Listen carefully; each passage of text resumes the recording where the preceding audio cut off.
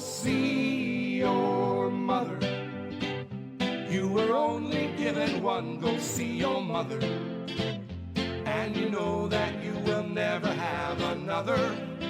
Go see your mother, go see your mom. There it is. Welcome to Jewish Boy Calls His Mother. I'm your host, Sadia. This is Mother Ema. Hey, Ema. And my little sweetness. Gosh. Been a good boy this week. I've been trying to be. How has your week been coming along? Tired. Love the energy. Love the energy. It's fantastic. It's great. It's really, really going strong. I wanted to talk to you. I wrote down this note, and I'm hoping you'll understand what I wrote. Professor, letter, piano teacher. Your professor had a letter. Yes, that will start off with That's that. on me. Yes. Okay, when You get to repeat your stories, Ema. It's your dream. okay, well, what happened was when I was in high school, I took my education very, very seriously because it was like since my father never finished high school, it was one of those things that always kept him back from being able to advance. And so education was really valued in our family. And when my father was forced to quit high school to support his family because, well, actually his father didn't have much education. His father was poor, peasant from the Ukraine. His mother only had, most people in my grandparents' generation, the majority, especially the immigrants, got very little education. In fact, most Americans really got not too much more than an 8th grade education. I mean, you went on to high school if your family was able to either really valued education and pushed you to go to high school. We're talking about the early 1900s, or your parents were rich enough that you could, afford to go to high school and not have to go to work. In the early 1900s, especially if you ever read the book A Tree Grows in Brooklyn, the main character in the book, by the way, was semi-autobiographical about this woman who grew up in the early 1900s in Williamsburg, Brooklyn. And that was her situation, was that her father passed away. Her family was, didn't have a lot of money. And so after 8th grade, she had to go to work. And in the book, what she has to do is, even though she's only 14, she wears her hair high, she wears heels, and she dresses very sophisticatedly. And in those days, in the early 1900s, people didn't check your birth certificate or your background. You came to apply for a job. You walked in and said, oh, I'm 18, oh, I'm 21, oh, I'm this. They said, fine. Didn't even bother checking. So she passed herself off as being 18 years old and got a full-time job to support her family. My father's parents obviously did not value education that much. They didn't value it, but they didn't know what it was. What do you mean they didn't know what it was? High school? I mean, you're talking about people that grew up in the Ukraine who were lucky they had a piece of bread to eat. The only education for most of them was the boys went to cheder to learn some, Jewish education until maybe bar mitzvah, and that was it. Even my bubby, who was from northern Poland, she never went to school. For the peasants, education was for the upper classes in that part of Europe. So it wasn't that his parents didn't value education; they didn't know what high school was. It's like, what are you doing sitting behind a book? We're starving. You need to work. And my mother had the same problem with her mother, where if she was sitting and reading a book, her mother would look at her and say, what are you doing? You're reading a book? You're wasting your time? There's work to be done around the house. The only time my mother said that her mother would leave her alone was when she was eating. And my mother said, unfortunately, that's how she became obese. Because it was the only time that her mother would leave her alone is when she was eating. So, so you're talking about people that had the educational experience for them was totally unknown to them. So in my family, my parents, of course, valued education very much because they saw it as a way to maybe, get out of our socioeconomic, rut, you want to say. And I took education seriously. And one time I got in trouble in school, and I was in the honor society, and I was in all these committees, and the vice principal was threatening to throw me out of the honor society and throw me out of everything because of this trouble. What happened was we had a substitute who was very abusive to the class, and I kind of mouthed off to her. How is she abusive again? She started to call us stupid. She started to yell at us. Did she physically do corporal punishment? No, she didn't hit us, but just very yelling at all of us and telling us how stupid we were, and just verbally attacking everybody for no reason. I think the woman was mentally ill.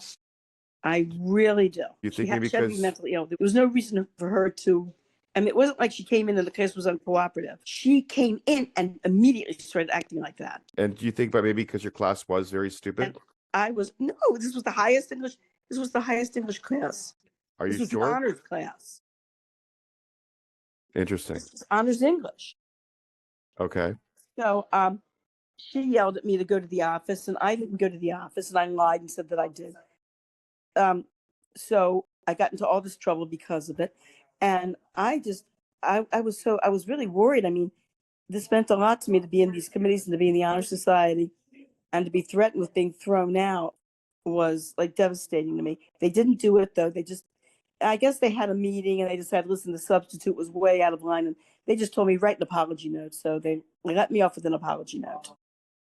But I was really worried. I was really scared.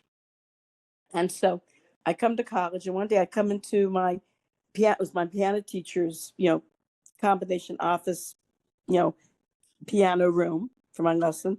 And he's typing up a letter. And he seems to be coming in, he covers the letter. And I go, oh, okay. I guess it's something he doesn't want me to see. So as I sit down to the piano, I start to warm up. He comes over to me with an envelope, and he says, I'm sorry to have to give you this, but this came to my attention. And I opened up the letter, and it was a disciplinary letter saying that all sorts of, like, I was seen making an obscene gesture in front of the main portrait of the previous president of the college. They didn't like the way I was walking around singing in the hallway. It was the stuff that was name was really hysterical and stupid, but I took it seriously. And I went, and I'm reading this letter, and I'm going, oh no, it's like, oh my gosh, it's happening all over again. And my piano teacher bursts out laughing. He says, your reaction is, I don't believe your reaction. He says, this is the expression on your face is priceless. I go, look at this. And he goes, it was a joke. I have a question, actually. When it comes to academia and your experience with academia, would you do anything over again, or would you really exert yourself the same way for education? Definitely, yeah. I think when you get into the habit of exerting yourself, of putting all your effort, it carries on to other aspects. And I was reading, I heard something on the news. They did some research to see if academic achievement had anything to do with actual relationships. And they said, according to the study, they said people who worked hard in school and academia were the type of people that would work hard at all aspects of their life, including interpersonal relationships. And people who slacked off also slacked off in personal relationships too. It goes like across the board. The only thing I would have changed was I took this stupid course in aesthetics, where all we did was sit around and talk about philosophies of beauty or how works of art affect us. Total waste of time.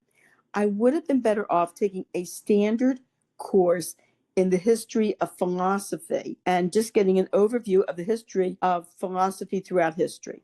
I would have been much better off with that. That was the course. That aesthetic course was total waste of time. Other than that, I think I appreciate the education I got. I really enjoyed the overviews of art history, the art history that I took. I enjoyed that. I felt that the courses I took made me a more educated, like they said, I hate to use the cliche well-rounded individual, but it did. It made me a more academically, educationally aware person. Unfortunately, this is one of the things I understand. I don't know what's going on now with curricula,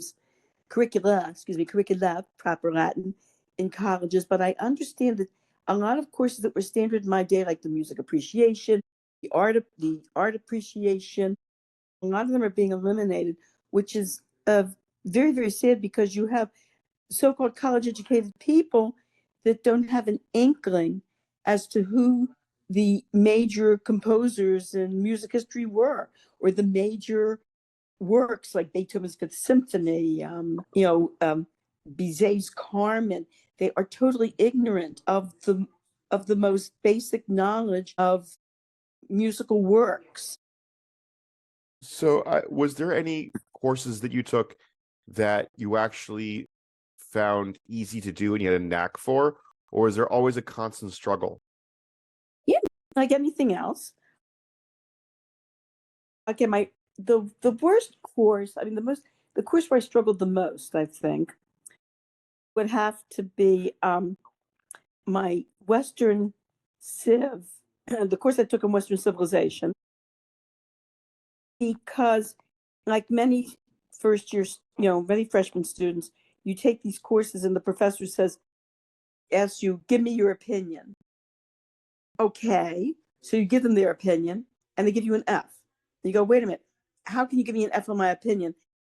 And these professors don't explain to you, you need to back your opinion up with the facts that we studied in class. Also, one of the problems in general, like as a freshman breaking into the college scene, is the idea of you take the textbook, you read the paragraph, you take your highlighter, you highlight the main idea of the paragraph, and then that gives you the basic facts of the chapters that you're reading. And it takes a while to break into that mode of study. And then you go to the lectures, and sometimes the lectures will review and discuss the facts that you read in your textbooks.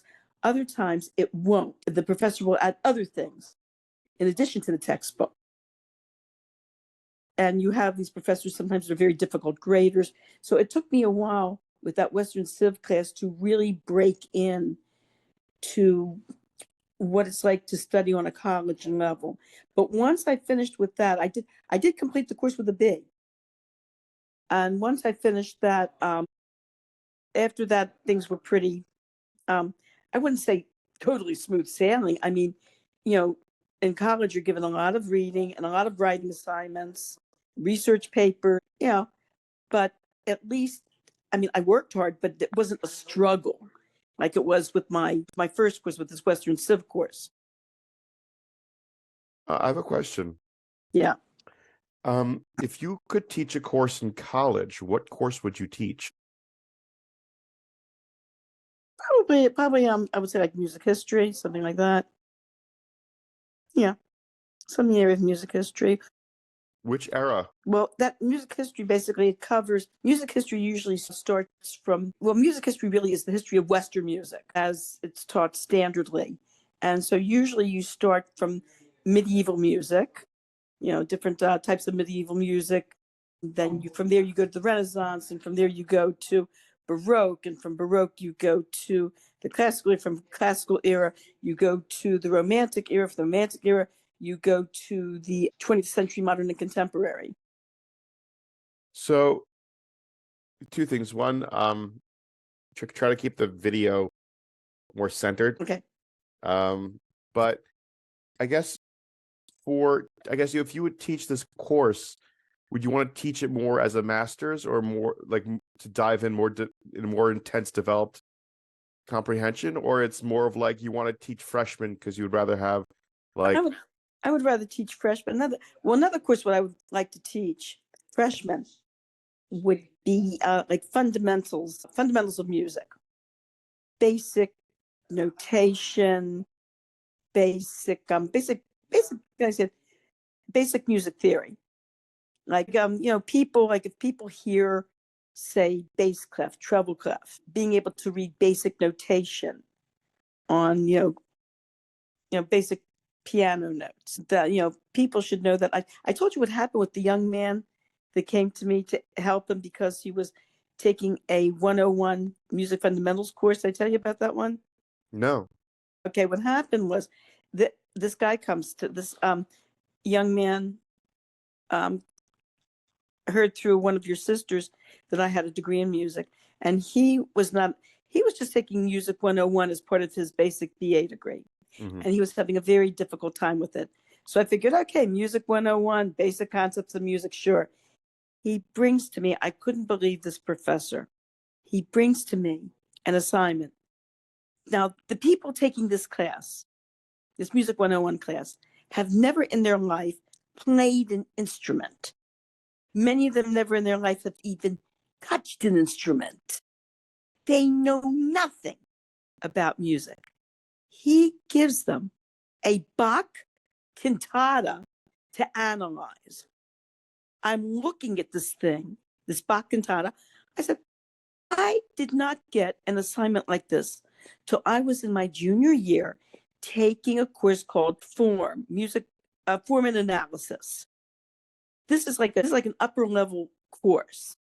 And he's giving this Bach cantata to these students to analyze, who have known nothing about music, don't know a C from a D, don't know anything. I mean, you don't do this in the fundamentals of music class. So I tried to show him. So I start to read the instructions, and it said, in measure number 6 is the first chord A, 5/7 chord, B, a prime chord, C, a 6 diminished. So I thought to myself, I noticed, to make matters worse, this Bach cantata has what's called an upbeat.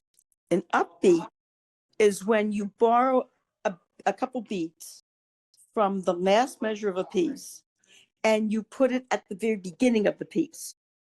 So if you would count that upbeat measure as a measure, measure number 6, the first chord would be a 5/7 chord, which is not too hard to analyze. A 5/7 chord is very easy to analyze. So I said 5/7 chord. You wouldn't believe what the answer was. What?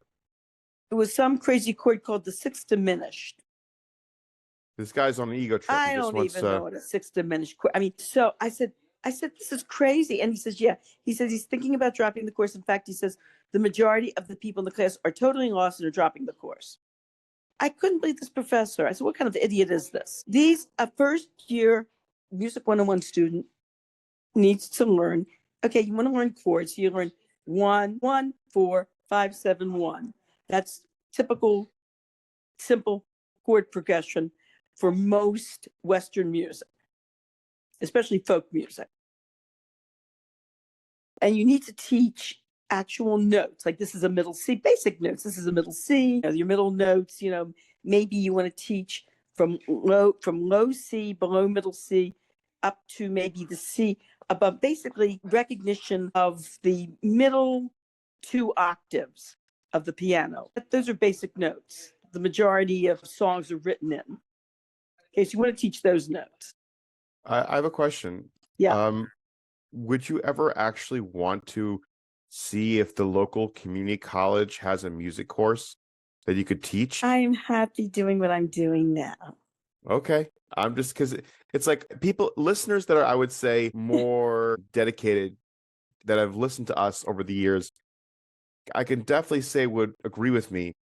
You've talked a lot about your passion for music and your criticism of, the way various music has done one thing or another, and really talking about your passion for, trying all these musical instruments and understanding these theories. And then you also have this idea of education and your passion for education. So why is it that you never really became a music teacher at a higher caliber that at least would give you that outlet that it seems to be something you would deserve? Well, I remember there was one. I just it's a good question. Fair question, but well, first of all, I don't have a master's, which I don't think I would be hired because I don't have a master's. There was one point when I don't know if we went over this one time, where my first teaching job in New York, Well, first, when I went to New York, I couldn't find a music job. I could only find the most plentiful jobs were jobs in the yeshivas teaching afternoon English studies, general studies, general limudei chol studies. So my first job was teaching, a fourth grade class in the afternoon. Besides, I was going to Machon Khan. I was trying to make up for my lack of Jewish education. So I was going to Machon Khan in the evening and Beis Rivka in the morning for a while. And there was a point where that first job, I did not do well on that first job because I was not an experienced classroom teacher. I did not have the tools that were necessary, especially this class was a very difficult class. And so I got fired from that job. And I was very despondent. And I wrote to the Rebbe telling him I was thinking about forgetting education, going into another field, maybe something in the medical field, leaving New York, going back to Baltimore and going into something in the medical field. And the Rebbe told me, no, he said that my academia was in education and I should stick in the educational field. And he gave me a bracha. And it was shortly after that I got my next teaching job at Beis Rivka, at which I had a lot of success. And I was able to, at that point, I was able to develop the tools that were necessary for, classroom management and organization. So I guess my question then is that if you're supposed to go for education, why didn't you pursue a music educational career? Why did you shift I towards did other? it first. I know you did that first, but why didn't you just? I guess I'm gonna use. I couldn't find any jobs in that area. I did when I came to New York. I did apply for some music education jobs, and I couldn't find them. But the jobs that I did find were, like I said, the ones teaching English. But I used to, when they came out finally with the electric keyboards. So I would bring my electric keyboard and I would, as part of the class, I would play the piano, we would sing, and I would let the students come up and try the piano and show them the notes on the piano and show them how to play like some of the Jewish tunes. And I still do that. In fact, I still do that now when I do, so occasionally I will do music where I'm working. They will ask me to do music for some of the younger classes. And at the end of the class, I have the kids line up and I let them try the piano. And I show them the notes on the piano. And I'm also giving private lessons, Baruch Hashem. So I do have my music education outlet. Yeah, no, I know you are. I'm just trying to poke the bear. That's all. I'm just trying to poke the bear. Poke the bear, exactly. Riling the mother bear. Yes. Bear. I have a question. Yes. The song "Open Shut Them" that you would have, did you make that one up or that was an old one? It's an oldie. Okay. That's standard for a lot of that is so standard. That is standard preschool. All the preschool classes do that. And that was not an original. Okay. The birdie song was. Because original. To go again? Little birdies in the tree say, come out and play with me. Little birdies in the tree say, come out and play with me. Oh, I've got to use the hand signals. Here's the hand stuff. At first, we start with clapping the hands. I can't clap the hands because I'm holding the cell phone. Little birdies in the tree say, come out and play with me. Little birdies in the tree say, come out and play with me. Then you go, little birdies, you fly so high. You fly till you reach the sky. I can't fly it all as you see. So I'll be content to play with me. I love it. That was an original that I made up. Hand motions. How many original songs do you think you have? I don't know. I haven't counted them. I know, but it's just something where I know we've been pushing you and pressuring you for a while to record these and get them album ready and studio ready kind of things. But in an alternate universe, if you were going to go ahead and I guess have, your theme song, your kids' songs, what do you think your stage name would be? My stage name? Yeah. You know what I mean, my stage name. My stage name. Yeah. Bubby Zalka. Really? That's it? Morizalka. Morizalka or Eardrum Fanatic? I don't know. I'm just making things up at this point. Yeah, so it's I always because I always remember as a kid listening to you sing songs and just hearing hearing you sing the songs and just trying to see if like the Another Day song. I sing that song now. Yeah. And it's just it's so amazing. Did your parents ever sing you songs? Yes, a lot. Yes, they did. Can you say like originals or just or was it like like the classic local ones? Because I know Zadie used to sing us the song about what was it? The baby Rockabye Baby. He would do that, but like I can't think of any songs that my parents made up, but they okay, did. Oh, they sang to us a lot. In fact, when my sisters and I would drive with my father in the car, yeah, there was no such thing as videos. okay, of As course. cell phones where you take a tablet and you put a video on the tablet and you could just sit there watching the tablet or playing a video game and not and you can drive nice and calm and so no. You had to enter when in those days, in the 1950s, before in the 60s, and before they came out with all the cell phones and the videos, when you took a trip with your kids, you had to entertain them and you had to tell them stories and sing them songs, or you would have a lot of trouble. So my father used to sing all these songs with me and my sisters, and the one of some of the songs he used to sing like these old songs from the 20s, and these World War II songs. He used to sing one of the songs he used to sing was and a lot of people don't know this. A lot of people in your generation, I don't know if you know this song, but my generation, a lot of me and my friends knew the old 1920 songs from our parents. For instance, 5'2", eyes are blue.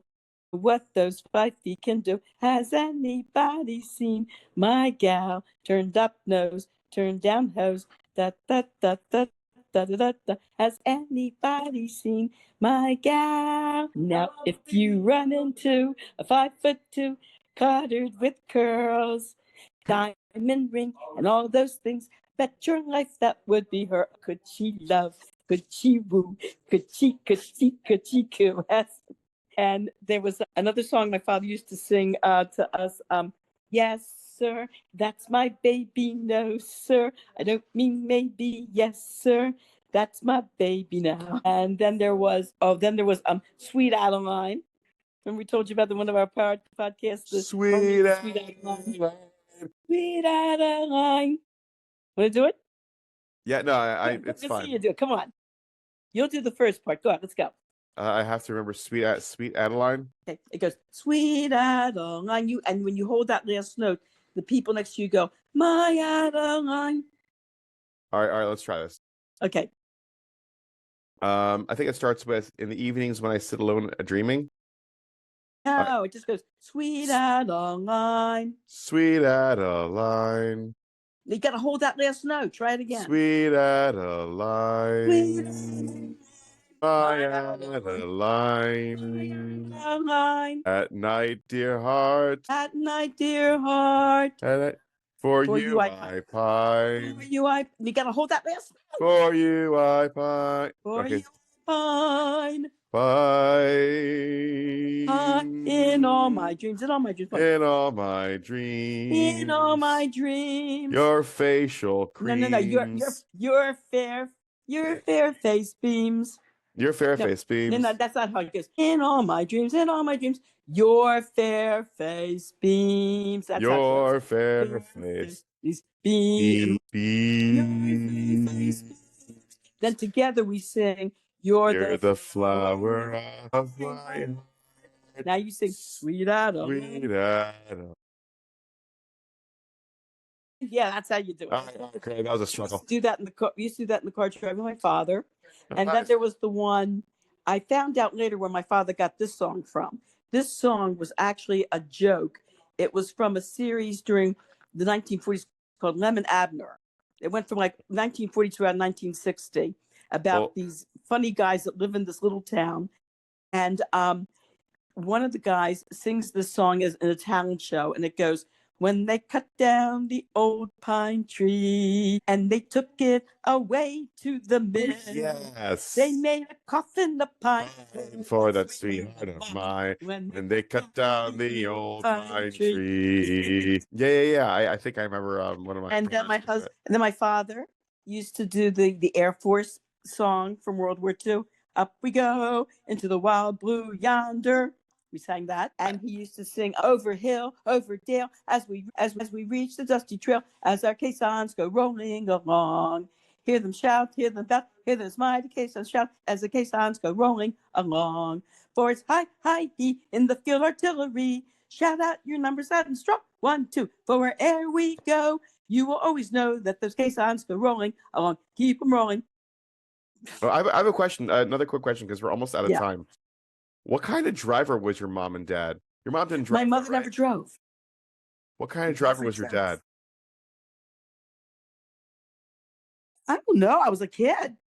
No. All I know is the time he got a ticket for speeding. Oh, you only got one ticket your whole life. You remember? Only that I was aware because I was with him.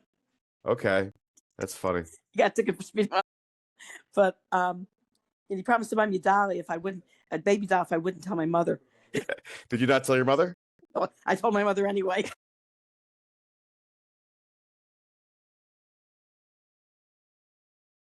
What kind of dolly did you get? He got mad and didn't buy it for me because I told my mother. Oh, I figured you wait to get the dolly, then you tell your mother. Nope. No. I was stupid. Oh well, womp womp. So what did your mother sing to you anything? I'm trying to think. I know my mother sang. I know my mother used to sing, but I can't remember. But I remember my grandmother used to sing to me a lot. My mother's mother used to sing to me a lot. She sang to me. My mother, it was my father's mother. She used to sing Mary Had a Little Lamb to me. She sang also Rockabye Baby, same version as my father sang, and she sang Little Fish. She's the nursery rhyme. Like she told me this one nursery rhyme: Little fishies in the brook, Papa caught them on a hook. And that Mama fried them in the pan, and Baby ate them like a man. Did she sing any Yiddish songs, or do you remember any Yiddish songs being sung? I do remember my parents singing Yiddish songs. There was a Roshin Kismet Mandlin. What was that again? I don't remember them singing it, but I did learn it. I mean, I did hear it as a kid. I don't know if they sang it to me or sang it around the house, or they used to listen to the Yiddish Radio Stunna, which was the Jewish radio program. And by the way, the Jewish radio program in those days was nothing like Shalom Baltimore, Shalom Florida, where you have all this Israeli music and news and commentary. It was real Yiddish. There was one Yiddish program. The whole program was done in Yiddish from beginning to end, all these Yiddish songs. And then there was one that had a combination of Yiddish and English. There was the klezmer music. There was by Maria. I remember I remember my father singing the Grina Kazina. That I remember. I remember my father singing the Grina Kazina and telling me what the words meant. There was a line in the Grina Kazina where cheeks, Bekalach, at Papadasen, Beckett at pomegranates, something, cheeks red like pomegranates, feet that were made for dancing.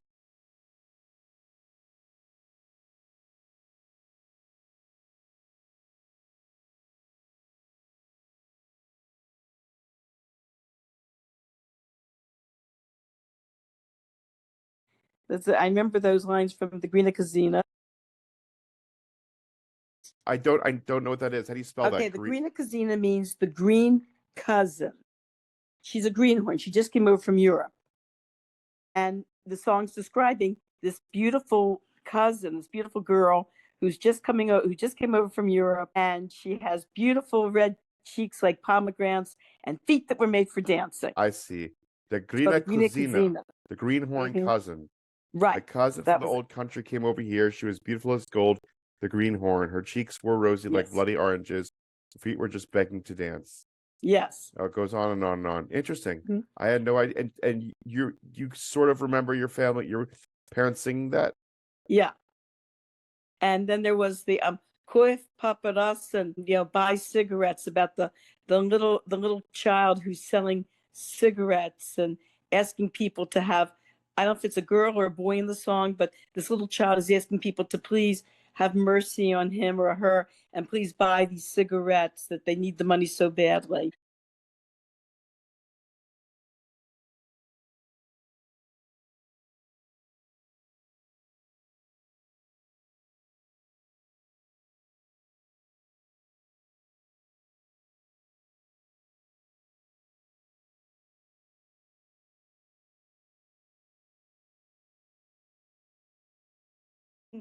I remember hearing that song being sung. What's the name of that song? Paparas and cigarettes in Yiddish. Paparazzen? Yeah. It's about a little kid selling cigarettes, asking people to please buy the cigarettes that they need them. They're starving, they need the money so badly, they're so hungry. Please have Rachmanis on me and buy the cigarettes. It's Yiddish song Paparazzen. It goes Kalte Nacht. I'll listen to it later on. It talks about a cold night, misty and darkness all around. A boy stands sadly, looks around. Only wall protects him from the rain. He holds a little basket in his hand. His eyes beg everyone silently. I have no more strength left to walk the streets. Oh wow, this is just really depressing. Oh gosh, yeah. Oh wow, the last line is, and when I lost her, I lost everything. Let death come already for me too. Oh my God, I didn't realize that. Ba-da-ba-ba-da. Oh gosh, that's sad. Yeah, their lives in Europe must have been. Oh, no one that well they left. They left. No Yeah, wonder there's they a left and reason came to why. the United States. Jeez They, Louise. it was like, oh my gosh. God, yeah. Mm. I hate to end it on a sad note, but c'est la vie at this point, especially with today's news.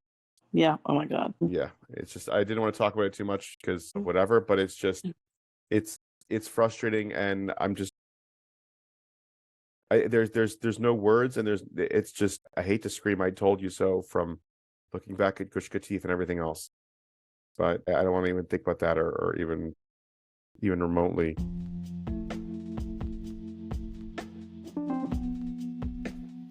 Thank you for listening to Jewish Boy Calls His Mother. Please comment and subscribe on our Facebook page, YouTube channel, and Instagram. I would greatly appreciate it, and my mother would too.